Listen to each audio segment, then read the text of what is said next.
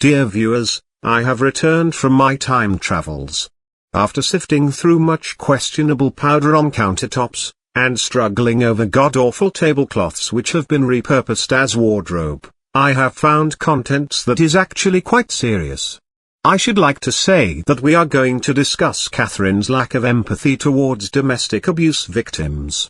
And while you can rest assured there will be snark, this is quite a serious topic. Hey guys, it's Katie from Without a Crystal Ball. How are you guys? I was quite well until this exact moment. Today we're going to follow up with Janelle Eason. Now this is a person we have covered a lot on this channel. Before we proceed, I should like to point out that this video was recorded and uploaded shortly after Catherine threatened Janelle that she would expose her domestic abuse via an Instagram stream.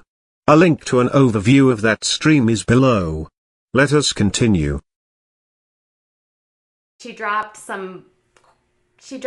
a whole case that she brought against him in Nashville. And with that being said, people believed that by dropping that, she would be getting back with David. And that's exactly what happened.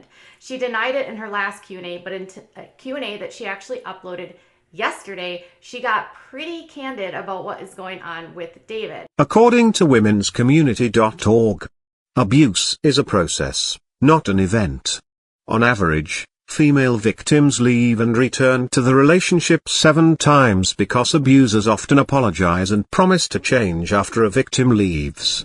The victim returns believing the apologies are sincere. In some instances, leaving the abuser isn't a goal for the victim. They don't want the relationship to end, they want the abuse to end. Rehired her was because they feared she would go back with him, and she did. Back with David. Yes. Me and him are deciding to work things out right now. And we're taking it slowly. Yes, I know I came back to North Carolina. Yes, I'm living here permanently now. The reason why I came back to North Carolina is because I cannot afford rent and a mortgage. Okay, Janelle, so you're back together with David because it was too expensive for you to have a home and rent an apartment. Here's the issue. The issue, you empathy-free bovine, is that you truly have likely never experienced any form of domestic abuse. If you had, this video would not exist. If David couldn't afford to stay there. And if David couldn't afford to stay there, why wouldn't you just kick him out and return to your home? According to a 2019 Forbes article, financial abuse is a lesser discussed tool used in abusive relationships. It's not as well known or understood as other forms of abuse, but it's actually very common. In fact, up to 99% of abusive relationships also involve some kind of financial abuse. According to the IWPR survey, about 3 in 4 respondents, 73%, had abusers take money from them against their will, such as their paycheck, savings, or public benefits. Or why wouldn't you just have him buy you out of your buy you out of the mortgage? Or why wouldn't you have him pay the mortgage that he was staying in at the property? When you're actually in a marriage and you're when you divorce, you shouldn't have to pay for 2 things. And of course it's going to be expensive. But being staying together because it's financially cheaper makes no sense. Catherine, it makes no sense to you because not everyone can trap their hubby in a basement and control their every move while utilizing their social media platform to demean them on a daily basis and remind the world that you are the sole breadwinner. I shall never believe you are a victim of domestic violence. But I would surely believe that you have slapped your fair share of poor bastards upside the head with a griddle for not performing your bidding. At no point did she actually say, I'm back because I love David and he is so amazing. But what else do you have to say about Janelle? Let's see. You condescending cow. It is as though you are experiencing great glee in knowing you possess a very private conversation to which she confided her experiences to you. And dear viewers, she will be sharing those private conversations shortly. Why are you on the land? Listen, you guys, I own this house, and the apartment I don't own. I cannot pay for $1,700 there, $1,000 here. So she's again saying that she moved back because she couldn't afford her apartment for $1,000, $1,700 a month, and her home that she said she spent $1,000 a month on, so a total of $2,700. Yet David was in the house, so why was it David chipping in and making the payments for his mortgage? And so you're going to move back because you yourself could not afford your apartment. Catherine, this is victim blaming. This is victim blaming. You truly are the slimiest urchin I have ever encountered. I may poke fun at her TikTok videos, but even I would never stoop as low as you. It is my opinion that you are the true definition of Satan. Because David couldn't, pay the mortgage? That doesn't make sense to me. This notion is not reasonable to you because you have absolutely no experience in life outside of your dungeon of an office. It is simple for you to pass judgment when your unemployed hubby is your full-time unpaid nanny and doesn't have the bullocks to stand up to you. You wretched swine. You didn't really leave, for the right reasons, or it was faked, or you just are going back because you're broke. This doesn't seem like a valid reason to get back with your husband, who you claimed was not very nice to you. But let's continue.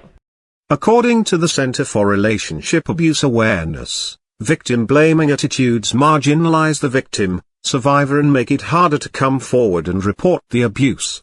If the victim, survivor knows that you or society blames survivors for abuse, they will not feel safe or comfortable coming forward and talking to you. Victim-blaming attitudes also reinforce the manipulative tactics that abusers use to control their partner. Abusers tell survivors that it is their fault this is happening. Committing violence is always the choice of the person who is abusing.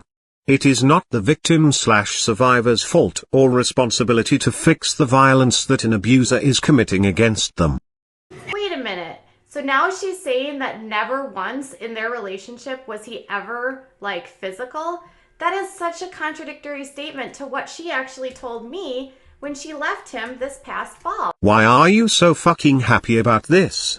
She said, I said, how many times was he physical with you? And she said, I don't know, 2 to 3 times since being together from 2015 to 2019. She also went on to tell me that an altercation between the two of them in October of 2018 left part of her collarbone dislocated.